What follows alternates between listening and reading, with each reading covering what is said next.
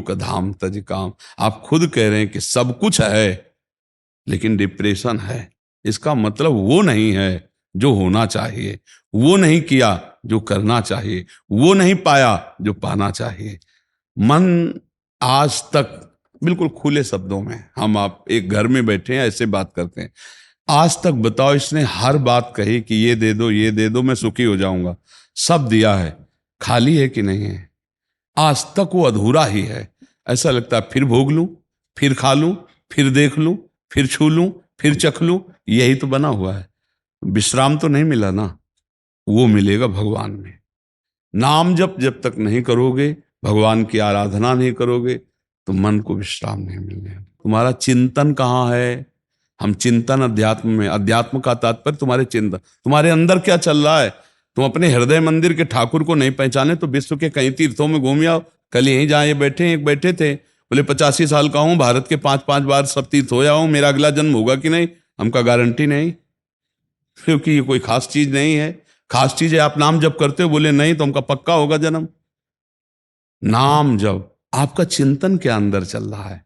आप चिंतन निगेटिव करोगे, भोग पशुता वाले करोगे, आचरण तुम्हारे जानवरों वाले हैं, राक्षसी आचरण है। ऊपर का चेहरा कुछ अलग होता है, पर्सनल चेहरा कुछ अलग होता है।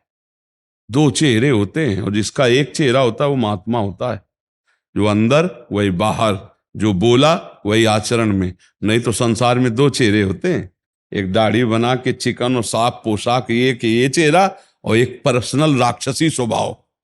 और जब उसका कर्म आता है तो डिप्रेशन में जाता है। डिप्रेशन पाप का कर्म है, उसकी सोच बदल दी गई, नकारात्मक सोच हो गई, अब वो परेशान। शरीर रोग ग्रसित है, आपका दिमाग स्वस्थ है तो आपको कुछ नहीं बिगड़ा, और दिमाग अस्वस्थ है सब कुछ है तो सब बिगड़ गया ना। आप बता रहे हो ना, ये दिमाग को स्वस्थ रखने के लिए अध्यात्म है। नाम जप करो, शास्त्रों का स्वाध्याय करो, संतों का संग करो, अगर बदल ना जाए तो कहना। कितने ऐसे भाई हैं जो डिप्रेशन में थे और सत्संग सुनकर के सुधार हो गया, औषधि लेना बंद कर दिया। दिमाग स्वस्थ करना है ना, हम दिमाग से अस्वस्थ हैं। क्यों? बस भोग ही भोग समझा है। अच्छा, विदेशों में ज्यादा भोग प्रधानता है जैसा हम समझते हैं।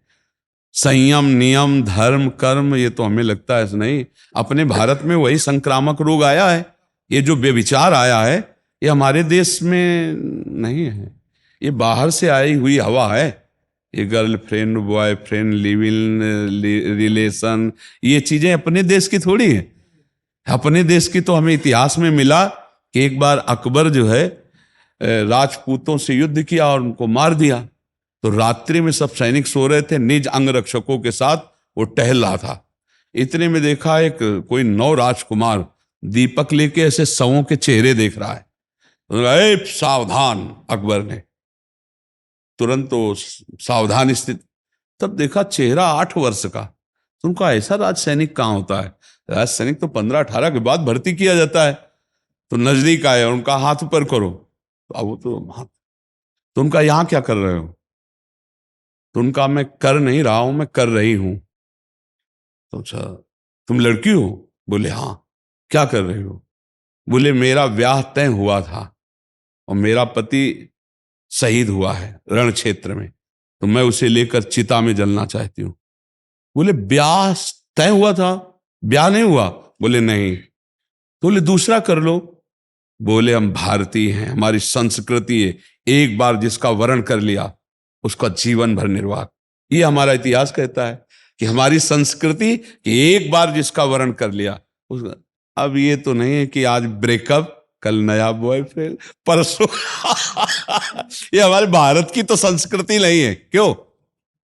अब ये बाहर से आए तो बाहर अंदाज लगा लिया जाए कि बाहर केवल विलासिता ही, इंद्रिय सुख ही है। इंद्रिय भोगों में ही, जैसे कहा जाता है बाहर तो बड़े सुखी हैं, तो इंद्रिय भोग में ही तो है ना। धार्मिक, आध्यात्मिक, परमात्मिक सुख लेने के लिए भारत में मिलेंगे आपको। काशी चले जाओ, हरिद्वार चले जाओ, या जहां भी कुछ नाम जपने वाले मिलेंगे विदेशी, तो भारत के किसी महात्मा का उपदेश ही वहां रंग लाया है। नहीं तो वहां केवल भोग प्रधानता या बहुत स्वर्ग और नर्क, मोक्ष या परम पद वाली बात तो है नहीं। तो अपने मित्र से हमारी प्रार्थना करना कि अगर वो दवा मानकर राधा राधा जपना शुरू करें और सत्संग थोड़ी देर सुने और फिर 2-4 महीने के बाद बतावें क्या हाल चाल है, तो कभी अगर आना जाना हो तो फिर कभी प्रश्न कर लेना। राधा राधा नाम जप करे और सत्संग सुने, जरूर भगवान की कृपा होती जीव पर और पाप नष्ट होते हैं और बुद्धि शुद्ध होती है। अगर आत्मा को तुम शांति और प्रसन्नता देना चाहते हो तो अपने माता पिता को माथा रख के आज से प्रणाम करना। माता पिता को कभी गाली मत देना और मेहनत से कमाओ और माता पिता की सेवा करो, नाम जप करो और गृहस्थी के जो कार्य हैं उनको करो। इसी से आत्मा को शांति मिलने लगेगी।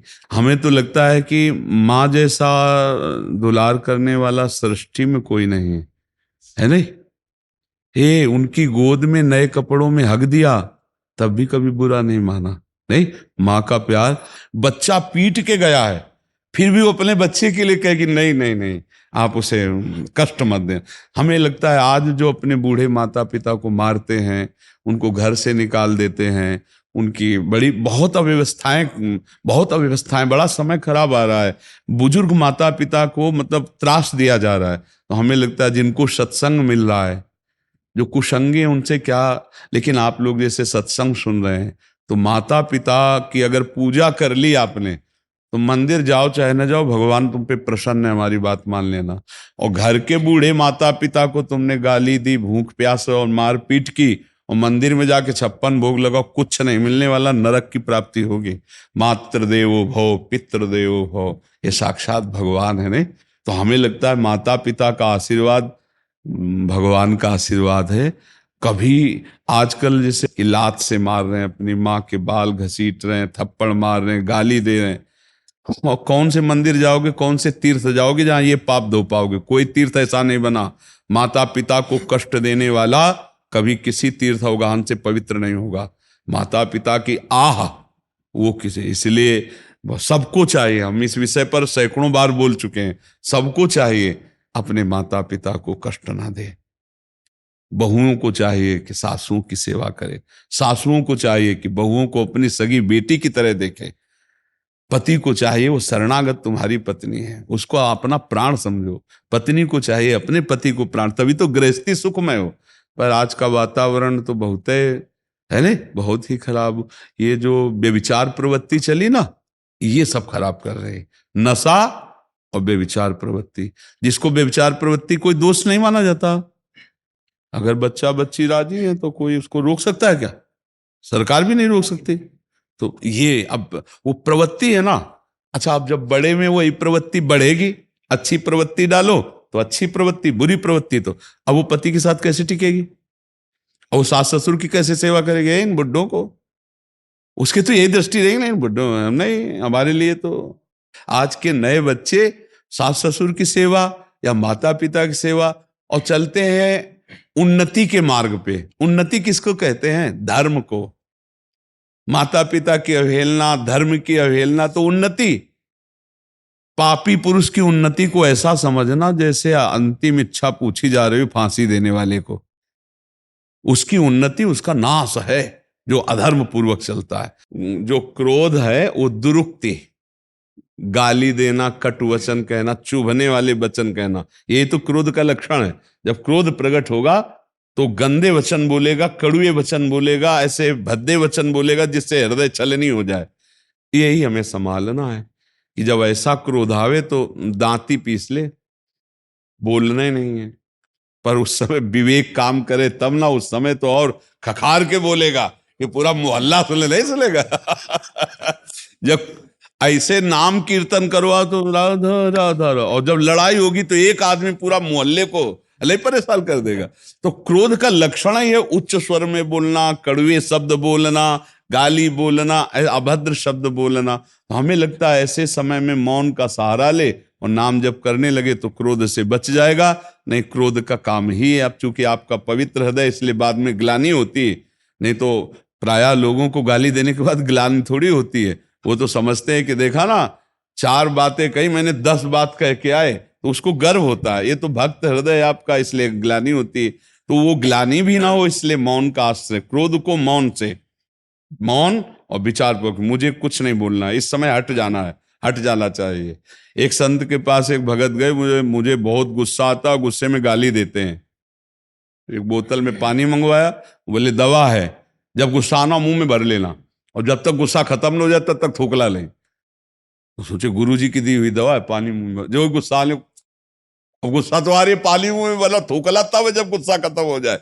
गाली नहीं हुई, क्रोध का काबले और कुछ नहीं, वो पानी। तो ऐसे मौन ले ले, या भाई तुम भी एक बोतल में पानी रख लो कि ये दवा मिली है, और जब गुस्सा आए तो मुंह में भर ले। मौन, चुपचाप मौन रहे, बोलेला हट जाए उस समय। तप शब्द अलग है और भजन शब्द अलग है। भजन धातु सेवायाम, समाज की सेवा, ठाकुर की सेवा, गुरु की सेवा, ये भजन के अंतर्गत आता है। सुमिरन का मतलब होता है नाम जप करना, भगवान के नाम का सुमिरन करना। और तप का मतलब होता है मान अपमान, दुख सुख, लाभ हानि, हम जो परमार्थ में चल रहे हैं उसमें जो हमारे अंदर काम क्रोध लोभ, इनको सहना, इनसे किसी भी तरह से हम विचलित ना हो, अंदर उनको सहते हुए चले जा रहे हैं, उसे तप कहते हैं। ताप को सहना। मात्रा स्पर्शास्तु कौन्ते शीतोष्ण सुख दुखदा आगमा पाइनो अनित्यास्तास तितिक्षस्व भारत। तितिक्ष माने सहनशील, जो सह जाता है वही तपस्वी कहा जाता है। उसी तप से पाप का नाश होता है और भगवत प्राप्ति होती है। दोनों भगवत प्राप्ति कराने में समर्थ हैं। यदि भगवत प्राप्ति के लिए आए हुए निंदा अपमान तिरस्कार काम क्रोध को सह जाए तो भगवत प्राप्ति हो जाए। या दूसरों की सेवा करे, नाम जप करे, भगवत लीला चरित्र गायन करे, भगवत लीला सुने, इससे भी भगवत प्राप्ति हो जाएगी। कई साधन है पर उसमें भगवत भाव प्रधान है। तपस्या का मतलब समझ गए? कोई उघार घूमना, जल में खड़े होना, ये बाहरी तपस्या का। आंतरिक तपस्या का लक्षण है काम क्रोध आदि विकारों के वेग को सह जाना, विकल ना होना, अपमान होने पर, निंदा होने पर विक्षोभ, अंदर क्षोभित ना होना, ऐसे भाव में रहना, उसे तप कहते हैं। आप समझ पा रहे हो? भजन कहते हैं सेवा को, समाज की सेवा, भगवान की सेवा, माता पिता की सेवा।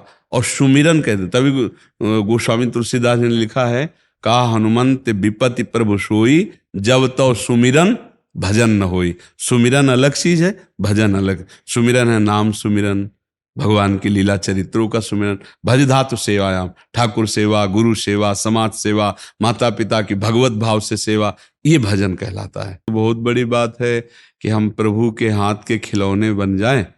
अभी तो माया के हाथ के खिलौने हैं। अब प्रभु से प्रार्थना करें और नाम जप करें कि मेरा अहंकार प्रभु के चरणों में समर्पित हो जाए। सारा का सारा खेल अहंकार का है। ये जो देहाभिमान है, ये नचनी नाच नचाए है, ये खत्म हो जाए तो सब बन जाए। ये देहाभिमान अज्ञान का मूल है। संसत मूल शूल प्रद नाना, सकल शोकदायक अभिमाना, ताते करें कृपा निधि दूरी, सेवक पर ममता अति भूरी। यदि भगवान की शरण में हो जाए और अहंकार भगवान के चरणों में समर्पित हो जाए तो आपको अनुभव होगा कि श्री भगवान या प्रियालाल हमें यंत्र की तरह सेवा करा रहे हैं। मैं करता नहीं हूं, प्रियालाल करा रहे हैं। श्री जी की इच्छा से वृंदावन वास, श्री जी की इच्छा से परिक्रमा, श्री जी की इच्छा से नाम जप, श्री जी की इच्छा से राष्ट्र सेवा, सब बातें उसे भगवत इच्छा दिखाई देती है जिसका अहंकार प्रभु में समर्पित हो जाता है। तो नाम जप करो, प्रार्थना करते रहो कि तनुवांग मनोभिरमलई सोहम तविवाश्रिता, मेरा शरीर, मेरा मन, मेरी बुद्धि, मेरे प्राण, मेरा अहंकार, हे नाथ, सब आपके चरणों में समर्पित हो जाए। महात्मा का मतलब